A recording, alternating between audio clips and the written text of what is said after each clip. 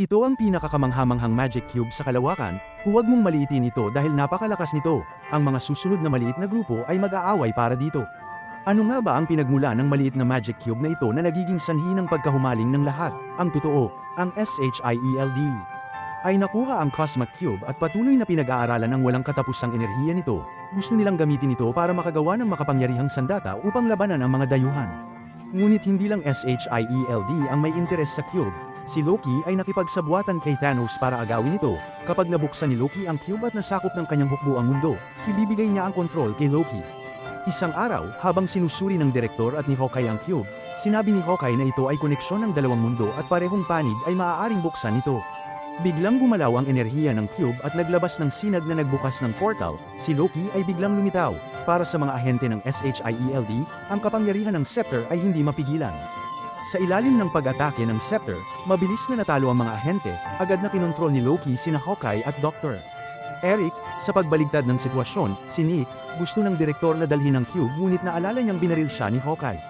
Sa ilalim ng pamumuno ni Hawkeye, kinuha nila ang cube. Mabuti na lang at may magandang pag-iingat ang direktor, agad niyang inabisuhan si Hill ngunit huli na. Pagdating ni Hill, nakatakas na sina Loki sakay ng kotse, habang papalapit na ang pagsabog ng portal, agad na sumakay ng eroplano ang direktor. Sa susunod na segundo, ang base ay nawasak. Habang nasa eroplano, sinubukan ng direktor na agawin ng cube mula kay Loki na simulan ng emergency ang eroplano. At ang Avengers, alam niyang magiging panganib ang cube sa ibang kamay. Samantala, si Black Widow, ang pinakamalakas na babaeng ahente, ay nakatali at pinahirapan. Isang tawag ang huminto sa interogasyon. Si Coulson ang tumawag. Sinabi ni Coulson kay Black Widow na ninakaw ang cube at kontrolado si Hawkeye. Nang marinig ito ni Black Widow, sinabi niya sa Avengers. Hindi umabot ng 10 segundo ang buong labanan. Si Hawkeye ay naglakad na may dalang sapatos na may takom. Agad niyang natagpuan si Dr. Banner dahil ang cube ay naglalabas ng mahinang gamma rays. Tanging si Dr. Banner ang makakaintindi nito. Samantala, si Tony ay nag-aayos ng kuryente para sa malinis na enerhiya ng Stark Tower. Pagkatapos ng pag-aayos, handa na siyang makipag-usap kay Pepper nang dumating si Coulson at pinutol ang kanilang usapan. Ipinaliwanag ni Coulson kay Tony ang panganib ng cube sa kamay ni Loki at ang direktor na namumuno sa Avengers ay abala rin. Natagpuan niya si Captain America na nagising matapos ang 70 taon ng pagkaka-freeze at inanyayahan siyang sumali. Samantala, si Loki ay abala rin. Niya ang kanyang misyon sa mundo. Nagtipon siya ng mga eksperto para pag-aralan ang pagbubukas ng cube. Nagpakita siya sa isang party bilang Pain. Nang lumitaw si Loki, agad na nakuha ng SHIELD ang kanyang impormasyon. Agad na umalis si Captain America para hulihin si Loki.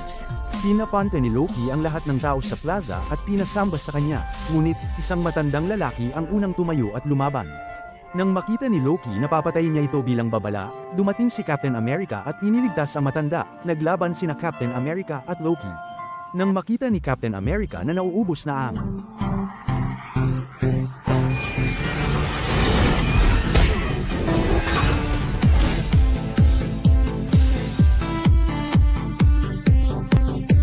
kanyang lakas, dumating ang isang tao na may sariling BGM, ngunit sino ang mag-aakala na si Zuko si Loki? Dinala nila si Loki sa eroplano para ibalik sa SHIELD. Ngunit sa kalagitnaan ng biyahe, biglang lumitaw si Thor at kinuha si Loki.